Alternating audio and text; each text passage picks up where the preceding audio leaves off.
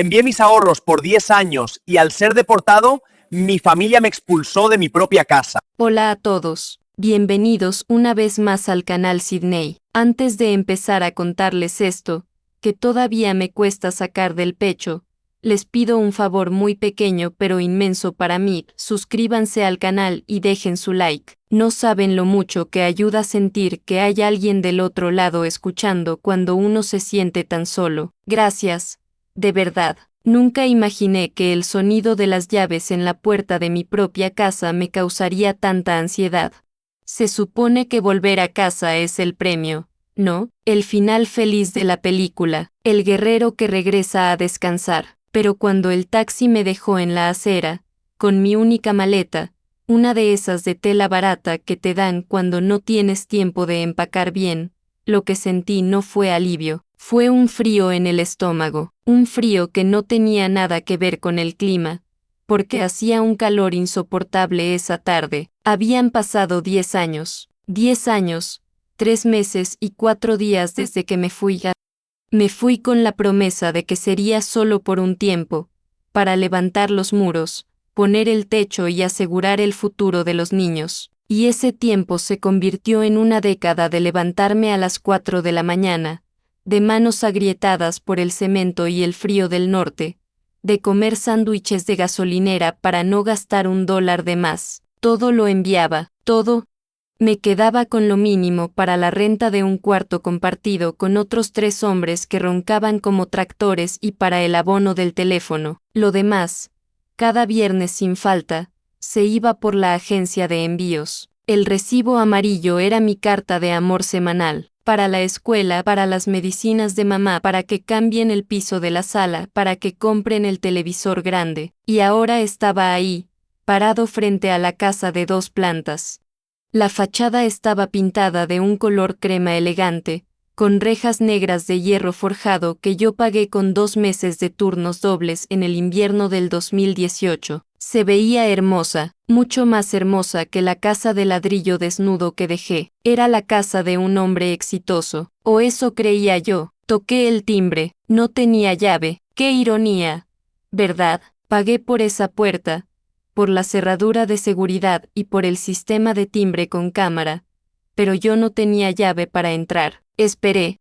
Escuché pasos al otro lado. El corazón me latía tan fuerte que pensé que se me notaba en la camisa. Se abrió la puerta y apareció Elena, mi esposa, o la mujer que recordaba como mi esposa. En las videollamadas siempre se veía borrosa o la conexión se cortaba, pero verla en persona fue un choque. Se veía bien. Tenía el cabello teñido de un rubio ceniza, ropa limpia, cuidada, sus manos no tenían callos. Me miró y, por un segundo, vi pánico en sus ojos antes de que pusiera una sonrisa tensa. Ricardo, dijo, como si no estuviera segura. ¿Pero qué haces aquí? Me dijiste que llegabas el lunes. No hubo abrazo inmediato, no hubo ese correr desesperado que uno sueña. Hubo una barrera invisible en el umbral. Me adelantaron el vuelo. Mentí, no podía decirle ahí mismo, en la puerta, que la migra me había agarrado saliendo de la obra y que me habían deportado con lo puesto, que no hubo tiempo de despedidas ni de cuentas bancarias. ¿No me vas a dejar pasar, mujer? Ella se apartó, casi mecánicamente. Claro, claro.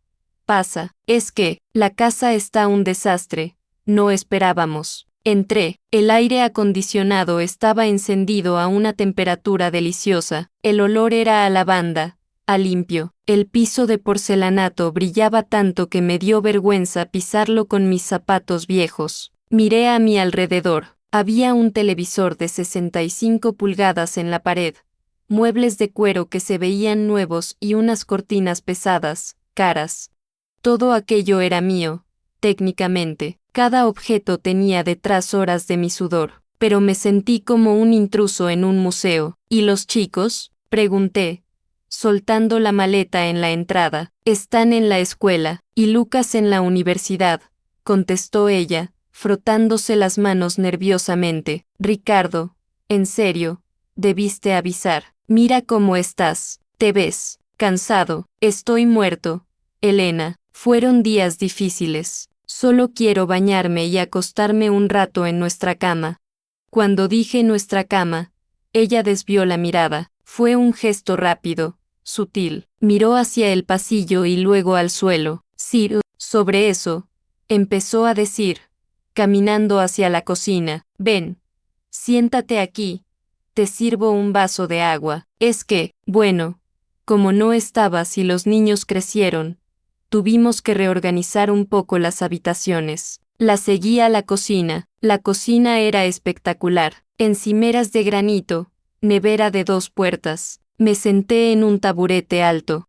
Me sentía sucio en ese ambiente tan pulcro. ¿Reorganizar?, pregunté, tomando el vaso de agua fría. Mis manos temblaban un poco. Sir, ya sabes que Lucas necesita espacio para estudiar, así que ocupó el cuarto de huéspedes. Y la niña ya es una adolescente, quería más privacidad. Así que ampliamos su cuarto tomando parte del nuestro. ¿Parte del nuestro? Fruncí el ceño. Bueno, es que el cuarto principal. Ahora lo usa mi hermano. Me atraganté con el agua. ¿Tu hermano, Javier? ¿Qué hace Javier viviendo aquí? Elena se puso a la defensiva de inmediato. Enderezó la espalda y cruzó los brazos. Ricardo, no empieces. Javier se quedó sin trabajo hace 6 meses y no tenía dónde ir. Además, nos ayuda mucho. Como hombre de la casa, hace falta alguien que cuide las cosas cuando tú no estás. ¿Hombre de la casa? Sentí que la sangre me subía a la cabeza. El hombre de la casa soy yo, Elena. Yo soy el que pagó este granito, ese refrigerador y el techo bajo el que duerme tu hermano. Baja la voz, susurró ella, mirando hacia las ventanas cerradas, preocupada por los vecinos. Acabas de llegar y ya estás reclamando. No has preguntado ni cómo estamos. Solo te importa tu dinero. Esa frase me golpeó más fuerte que la deportación. ¿Solo te importa tu dinero? Durante 10 años, cada vez que llamaba, la conversación duraba 3 minutos de te extraño y 27 minutos de se rompió la lavadora, hay que pagar la matrícula, el coche necesita frenos. Yo era un cajero automático con voz, y ahora que estaba aquí, de carne y hueso, resultaba que yo era el materialista. No reclamo por el dinero, Elena, reclamo mi lugar. ¿Dónde voy a dormir? Pues, dudó. Preparamos el sofá cama del estudio. Es temporal, Ricardo. Hasta que Javier encuentre algo. No podíamos echarlo a la calle. Es familia. Suspiré, pasándome la mano por la cara. Estaba demasiado agotado para pelear. Solo quería cerrar los ojos. Está bien, el sofá cama, solo por hoy. Me levanté y fui al baño de la planta baja. Me miré en el espejo. Estaba viejo. Las canas me habían invadido la barba y las arrugas alrededor de los ojos eran profundas, como surcos de tierra seca.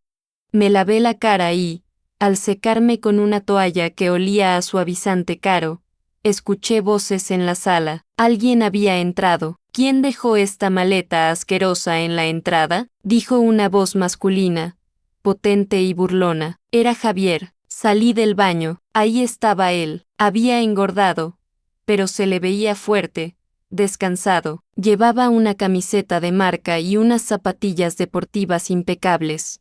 Me miró de arriba a abajo con una expresión que no pude descifrar al principio, pero que luego entendí perfectamente. Era lástima mezclada con fastidio. Vaya, vaya, dijo Javier, soltando una risita seca. Regresó el viajero. Pensé que te quedarías allá para siempre juntando dólares. Hola, Javier, dije seco. Elena me dijo que te deportaron. Soltó de golpe. Me quedé helado. Miré hacia la cocina. Elena asomó la cabeza, pálida. Escuché cuando se lo decías por teléfono alto. ¿A quién fuera que te trajo? Se excusó ella rápido. No es un secreto, ¿o sí? Javier negó con la cabeza y pateó suavemente mi maleta hacia un lado con la punta de su zapatilla blanca. Bueno, cuñado, bienvenido a la realidad. Aquí la cosa está dura. Espero que hayas traído un buen colchón de ahorros, porque mantener esta casa cuesta un ojo de la cara. Y yo, la verdad, estoy un poco corto este mes. Me quedé mirándolo. Estaba parado en mi sala, con mi televisión de fondo, preguntándome por mis ahorros. Sentí una opresión en el pecho, una intuición oscura de que mi regreso no era una fiesta, era un problema logístico y financiero para ellos. Esa primera noche, acostado en un sofá cama que tenía un resorte que se me clavaba en las costillas, escuché risas en el piso de arriba, risas en el cuarto principal. Mi cuarto, miré el techo en la oscuridad. Había vuelto a mi casa, pero sentía que estaba más lejos de mi hogar que cuando estaba a 3000 kilómetros de distancia durmiendo en el suelo, y lo peor era que todavía no les había dicho la verdad completa, no traía ahorros. Lo había enviado todo, mi cuenta estaba en cero, mi colchón eran ellos, mi familia, y el colchón parecía estar lleno de piedras. Me desperté a las 5 de la mañana.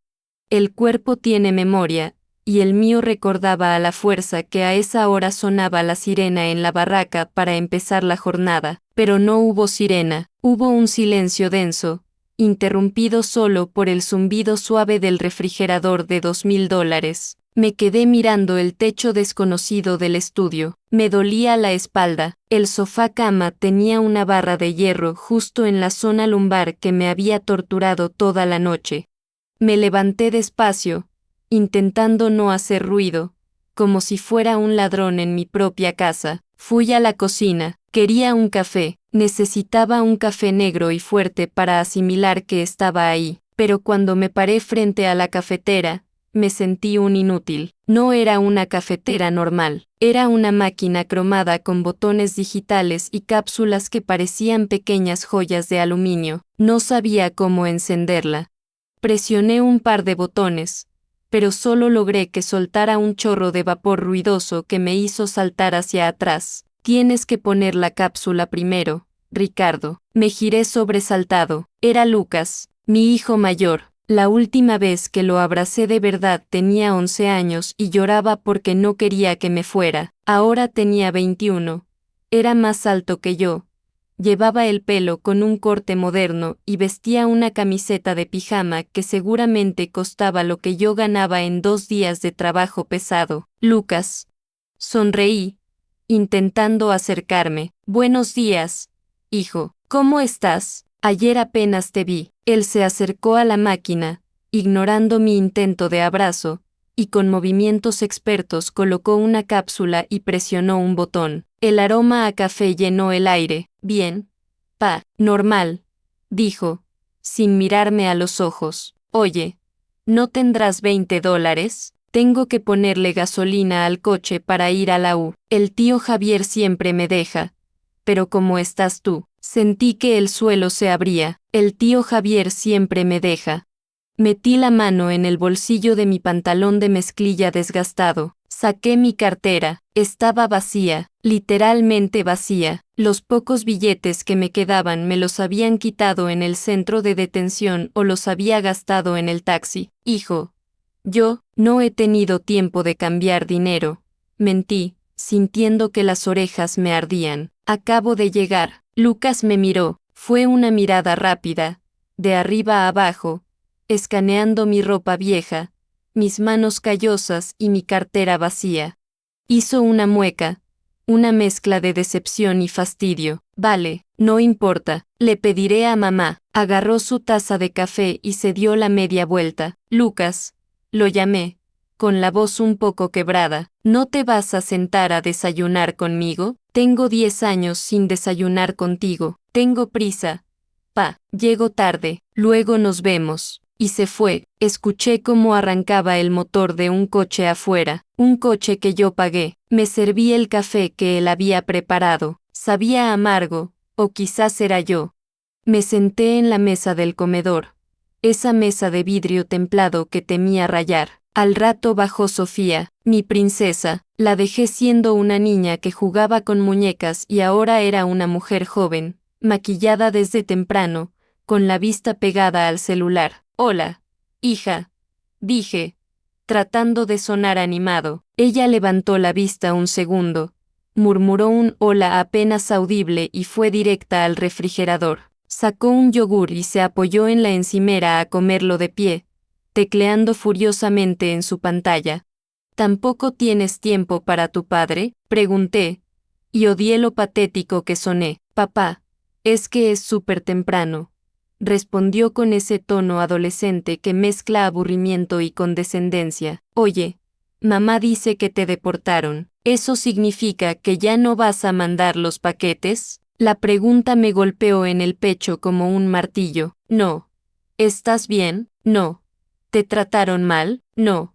¿Qué vas a hacer? Solo los paquetes, la ropa de marca, los tenis, los electrónicos. Sofía, estoy aquí. Yo soy el paquete.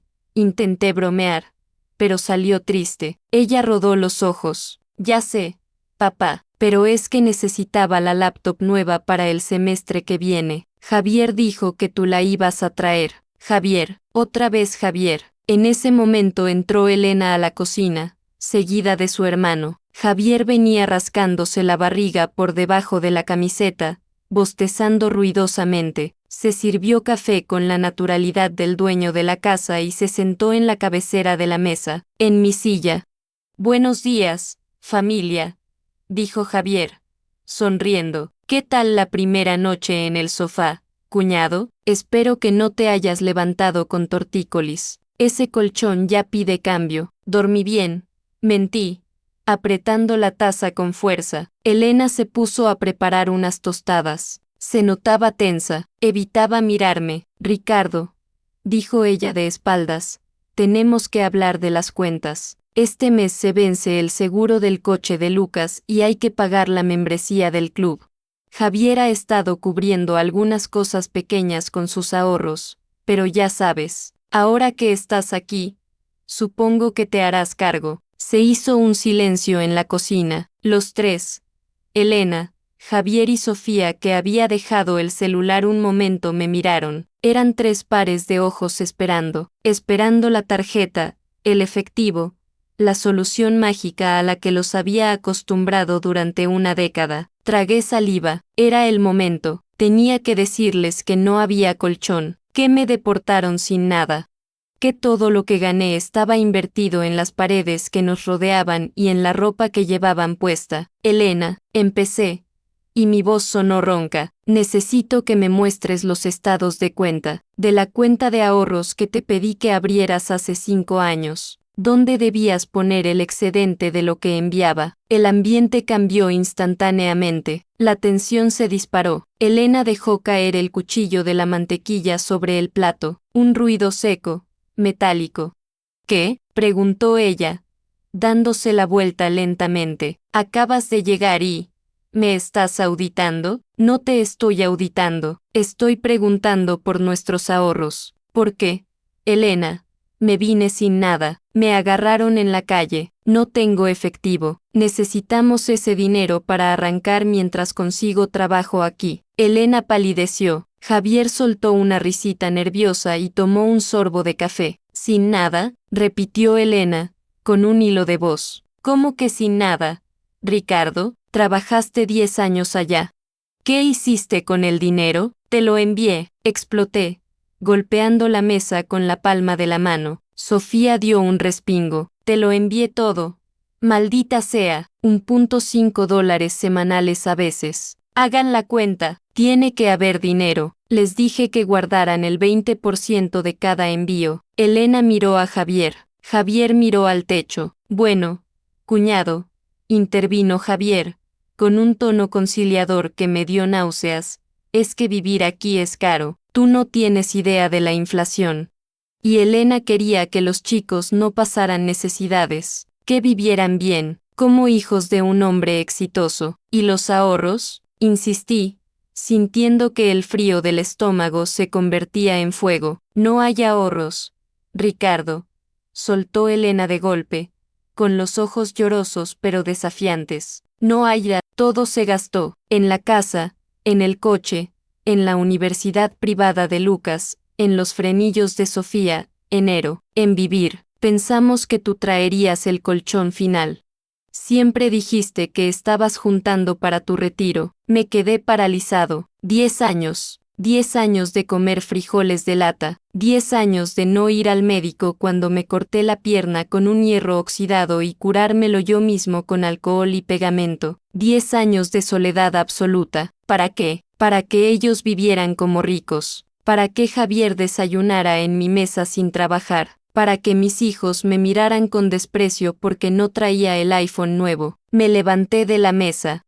Sentí que me faltaba el aire. Se gastaron todo, susurré, hasta el último centavo. No nos mires así, dijo Javier, poniéndose serio. Gracias a ese dinero tu familia no pasó hambre. Deberías estar orgulloso, no reclamando. Además, si tan hombre eres, saldrás a la calle y conseguirás algo aquí. ¿O ya se te olvidó cómo se trabaja en tu país? Lo miré, tuve ganas de saltar sobre la mesa y borrarle esa sonrisa de suficiencia de la cara, pero estaba débil, estaba cansado.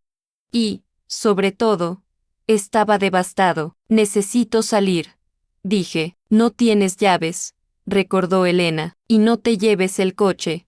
Lucas lo necesita más tarde, y tampoco hay gasolina. Me di la vuelta y caminé hacia la puerta principal. Iré caminando, dije sin mirar atrás. Salí a la calle, el sol de la mañana ya quemaba. Caminé sin rumbo por el barrio elegante que yo había pagado. Las casas eran bonitas, los jardines estaban cuidados, pero yo me sentía como un vagabundo. Me toqué los bolsillos vacíos.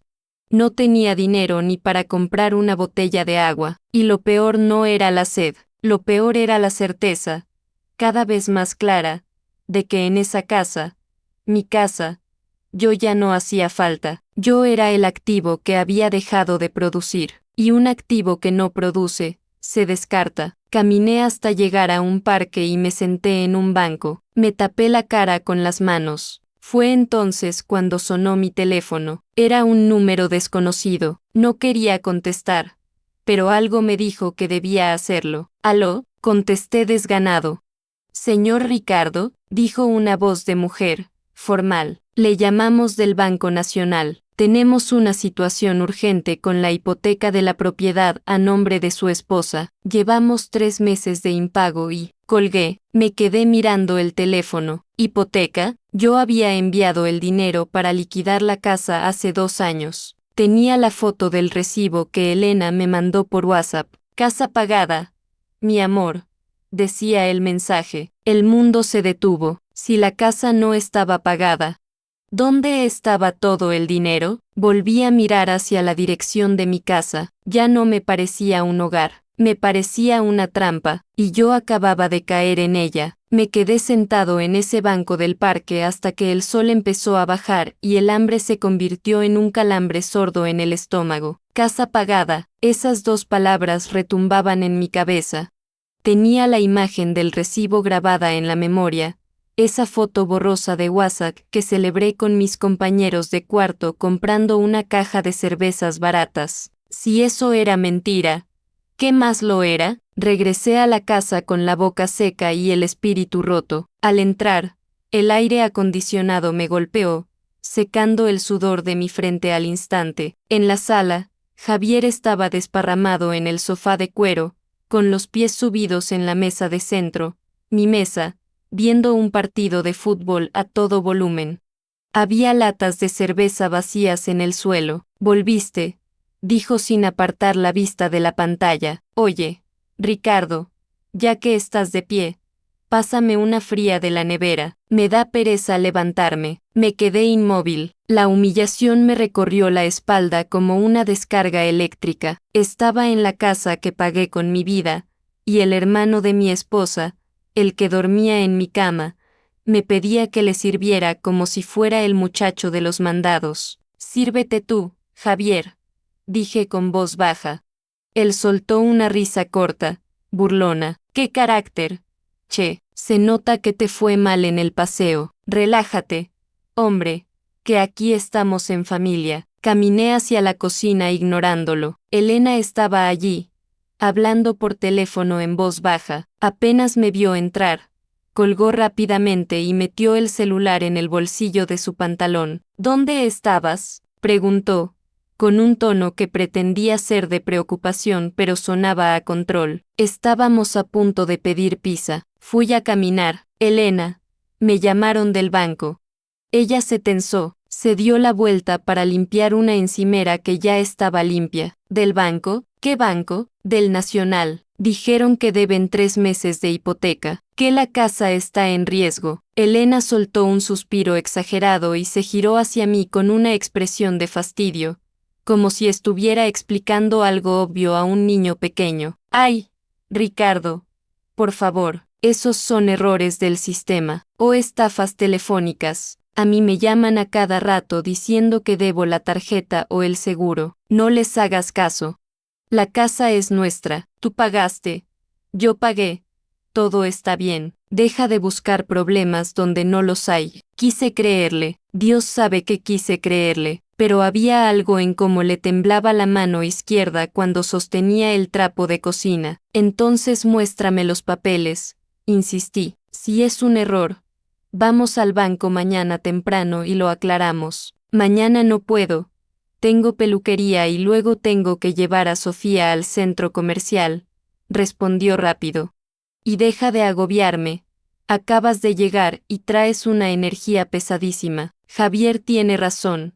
Estás amargado. Esa noche, la cena fue la confirmación de mi destierro. Llegaron las pizzas, 3 cajas grandes. Javier, Elena, Lucas y Sofía se sentaron alrededor de la mesa y empezaron a repartirse las rebanadas. Nadie me ofreció un plato, nadie me hizo un espacio. Me quedé de pie junto a la puerta de la cocina, observándolos. Parecían una familia feliz de anuncio de televisión, una familia completa que funcionaba perfectamente sin mí. Yo era el fantasma que sobraba en la foto. ¿No vas a comer, pa?, preguntó Lucas con la boca llena, sin mirarme realmente. No tengo hambre, mentí. El estómago me rugía. Me retiré al estudio, me acosté en ese sofá cama infernal y apagué la luz, pero no pude dormir. La duda me carcomía. Esperé 1 hora, 2 horas, hasta que la casa quedó en silencio. Escuché los pasos de Lucas subiendo, luego los de Sofía. Escuché a Javier y Elena subir juntos. Cerraron la puerta del cuarto principal. Me levanté en la oscuridad. Tenía que saber. Fui a la cocina, iluminándome solo con la luz de la luna que entraba por la ventana. Elena siempre guardaba las facturas en el cajón debajo del microondas. Lo abrí con cuidado. Estaba lleno de menús de comida rápida, garantías de electrodomésticos y cartas sin abrir. Empecé a rebuscar, y ahí estaba. No era solo un aviso de cobro, eran docenas, cartas del banco con el sello rojo de urgente, avisos legales, pero lo que me heló la sangre no fue eso, fue un documento de hace 2 años, una solicitud de refinanciamiento, una segunda hipoteca. Habían pedido un préstamo sobre el valor de la casa por una cantidad absurda. La firma del titular se parecía a la mía, pero yo estaba a 3.000 kilómetros de distancia cuando se firmó. Me habían falsificado la firma. Habían hipotecado la casa que yo ya había pagado para sacar efectivo. Seguí buscando. Encontré estados de cuenta de tarjetas de crédito a nombre de Javier, pero con la dirección de esta casa, gastos en casinos online, licorerías, tiendas de ropa de lujo, viajes a resorts. El dinero de mis 10 años de esclavitud no se había gastado en vivir. Se lo habían bebido, jugado y viajado. Javier y Elena, juntos. Sentí náuseas. Tuve que apoyarme en la encimera para no caer. Todo era una mentira. No solo no tenía ahorros, tenía una deuda millonaria a mi nombre o al nombre que usaron falsamente y estaba a punto de perder el techo. De repente, escuché voces. Venían del patio trasero. La puerta corrediza estaba entreabierta. Me acerqué sigilosamente, pegándome a la pared en la oscuridad. Eran Elena y Javier. Estaban fumando. El humo del cigarrillo entraba por la rendija. No puede quedarse aquí, Javier. Es insoportable, decía Elena en un susurro cargado de ansiedad. Me mira todo el tiempo como si me estuviera juzgando, y quiere ver papeles. Si va al banco, se va a enterar de la falsificación. Tranquila, nena. La voz de Javier era relajada, arrogante. El tipo es un ignorante, no sabe cómo funcionan las cosas aquí. Le diremos que el banco se equivocó y ya. Lo que tenemos que hacer es convencerlo de que venda. ¿Qué venda?, preguntó ella. Claro. Le decimos que la situación está mala, que es mejor vender la casa, pagar las deudas pequeñas y mudarnos a algo más chico. Con lo que sobre de la venta, pagamos la hipoteca esa que pedimos y nos queda algo para nosotros. Y a él, bueno, le damos unos pesos y que se vaya al pueblo con su madre, o que se regrese al norte a ver cómo cruza de nuevo. No sé, dudó Elena, es el padre de mis hijos. Es un estorbo, Elena, míralo, está acabado.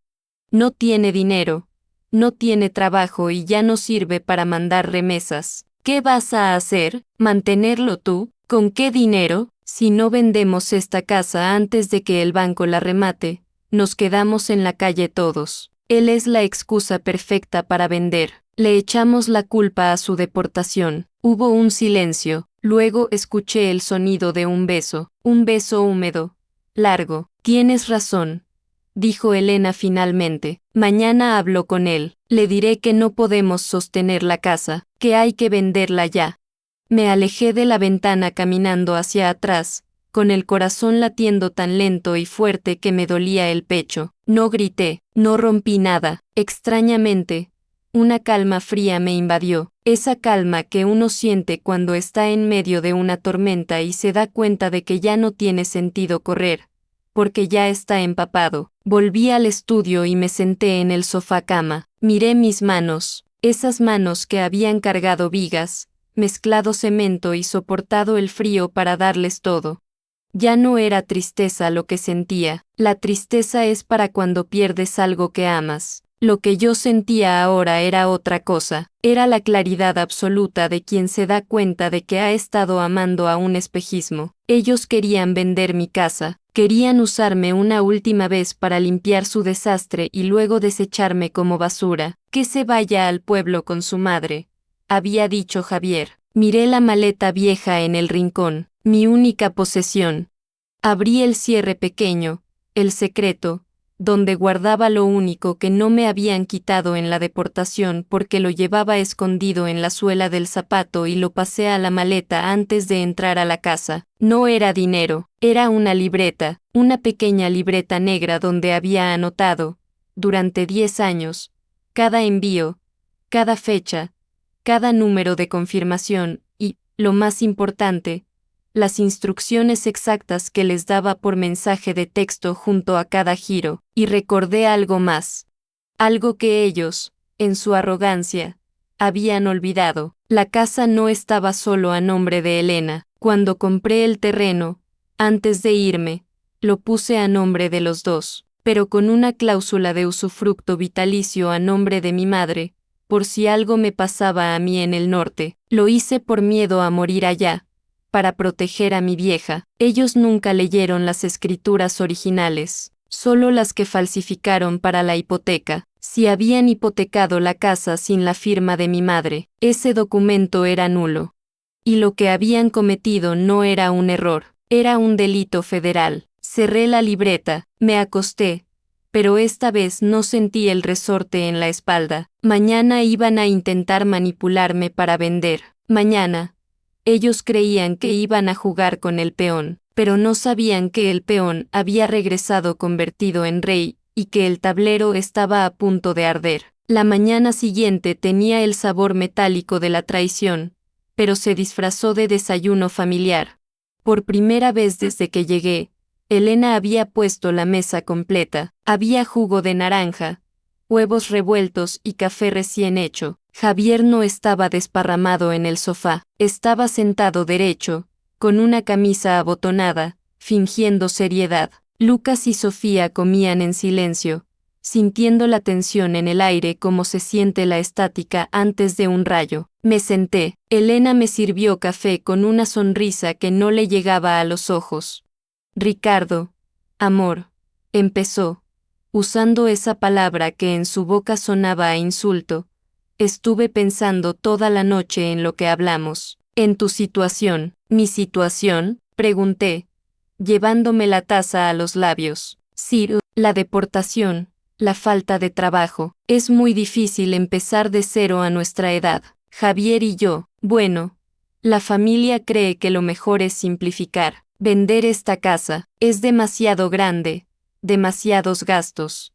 Con el dinero de la venta podemos comprar 2 apartamentos pequeños, uno para nosotros y otro para que lo alquiles y tengas una renta. Sería tu jubilación segura. Javier asintió, con esa cara de tiburón oliendo sangre. Es un negociazo, cuñado. Tengo un contacto en una inmobiliaria que la vende en una semana. Solo necesitamos tu firma hoy mismo para autorizar el avalúo. Miré los papeles que Javier deslizó sobre la mesa. Una autorización de venta. Miré a mis hijos. Lucas seguía mirando su plato. Sofía tenía los audífonos puestos, pero no escuchaba música. Estaba atenta. Dejé la taza sobre la mesa con suavidad. No, dije. La sonrisa de Elena tembló. ¿Cómo que no, Ricardo? Sé razonable. No tienes dinero. No puedes mantener esto. No tengo dinero. Es cierto, dije, y mi voz sonó tranquila, casi ajena a mí, pero tampoco tengo deudas. Ustedes sí. El silencio que cayó sobre la cocina fue absoluto. Javier dejó de sonreír. ¿De qué hablas?, ladró él. Saqué la pequeña libreta negra de mi bolsillo y la puse sobre la mesa. Luego, saqué los papeles arrugados que había robado de la cocina la noche anterior. Hablo de la hipoteca de $200,000 que pidieron hace 2 años falsificando mi firma. Hablo de las tarjetas de crédito topadas. Hablo de que el Banco Nacional está a punto de ejecutar la garantía porque se gastaron el dinero en viajes y en vivir una vida que no les pertenece. Elena se puso blanca como el papel. Javier intentó levantarse, agresivo. Tú no sabes nada, eso fue para invertir. Siéntate, Javier, dije, sin levantar la voz, pero con una autoridad que nunca antes había usado en esa casa. Él se sentó. Sé que falsificaron mi firma. Eso es fraude federal. Podría ir a la policía ahora mismo, pero hay algo peor para ustedes. Los miré a los ojos, uno por uno. Cuando compré este terreno, antes de irme al norte, mi mayor miedo era que si yo moría allá, mi madre quedara desprotegida. Así que en la escritura original, la que está en el registro público, puse una cláusula de usufructo vitalicio a nombre de doña Carmen, mi madre. Elena boqueó, parecía que le faltaba el aire. ¿Qué significa, Elena, que legalmente esa casa no se puede hipotecar ni vender sin la firma y la presencia física de mi madre? El banco no revisó bien, o ustedes sobornaron al notario. No me importa, lo que importa es que esa hipoteca es ilegal. El banco no puede quitarme la casa a mí, ni a mi madre. Pero sí puede meterlos a la cárcel a ustedes por estafa bancaria y falsificación de documentos en el momento en que yo impugne esa deuda. Javier estaba sudando. Gotas gruesas le bajaban por la frente. Ricardo, podemos arreglarlo. Vendemos. Pagamos al banco y nadie se entera. No voy a vender, dije, poniéndome de pie. Esta casa está manchada. Ustedes la ensuciaron. Miré a Elena. Ya no veía a mi esposa, veía a una desconocida asustada. Escuché su conversación anoche. Les solté. Sé que duermen juntos. Sé que planeaban darme unos pesos y echarme al pueblo. Bueno, les voy a facilitar el trabajo. Me voy al pueblo, pero no con unos pesos. Me voy con mi dignidad. Papá, gritó Sofía, quitándose los audífonos, con los ojos llenos de lágrimas. ¿Te vas? ¿Nos vas a dejar con este problema? La miré con tristeza. El problema no lo creé yo, hija. Lo crearon su madre y su tío. Y ustedes vieron cómo me trataron ayer y no dijeron nada. Disfrutaron del dinero que envié, pero despreciaron las manos que lo ganaron. Caminé hacia la entrada. Tomé mi maleta vieja. Elena corrió detrás de mí, agarrándome del brazo. Lloraba, pero no de arrepentimiento, sino de terror. Ricardo, no puedes dejarnos así. El banco nos va a destrozar. Si impugnas la deuda, Javier va a ir preso. Me solté de su agarre con un movimiento seco. Eso debieron pensarlo antes de robarme 10 años de vida. Abrí la puerta. El calor de la calle me golpeó, pero esta vez se sentía bien, se sentía a libertad. Una cosa más, dije antes de salir. Voy a ir directo a casa de mi madre, y luego iré con un abogado, no para pelear por la casa, no la quiero, sino para asegurarme de que mi nombre quede limpio de su basura. El banco se quedará con la casa eventualmente, porque dudo que ustedes puedan pagarla, así que les sugiero que vayan empacando. Y Javier, suerte encontrando un sofá donde dormir. Cerré la puerta. No miré atrás. Escuché gritos dentro de la casa, recriminaciones, el sonido de algo rompiéndose, pero ya no era mi ruido. Caminé hasta la estación de autobuses. Con los últimos billetes que tenía, compré un pasaje al pueblo de mi madre. Cuando llegué, ella estaba en el porche, regando sus plantas. Me vio llegar, flaco, viejo, con una maleta rota. No preguntó por el dinero, no preguntó por la casa, soltó la manguera, abrió los brazos y corrió hacia mí. Hijo mío, susurró al abrazarme, volviste. Lloré como no lo había hecho en 10 años. En ese abrazo entendí que mi hogar nunca fue esa construcción de ladrillo y porcelanato llena de extraños. Mi hogar estaba ahí, donde me querían pobre, donde me querían roto. Hoy, vivo tranquilo, trabajo en un taller mecánico del pueblo. Mis manos siguen sucias de grasa, pero mi conciencia está limpia. Supe que el banco embargó la casa 6 meses después. Elena y Javier terminaron viviendo en un cuarto alquilado, llenos de deudas legales. Lucas y Sofía me escriben a veces, pidiendo perdón, pidiendo dinero. A veces les contesto, a veces no. Estoy aprendiendo a perdonar, pero también aprendí que el amor no se compra con giros postales. Perdí 10 años de ahorros, perdí una casa de lujo, pero recuperé mi vida, y esa, nadie me la puede hipotecar. Esta historia no termina aquí. Hay relatos que nunca pude subir al canal. El enlace está en la descripción.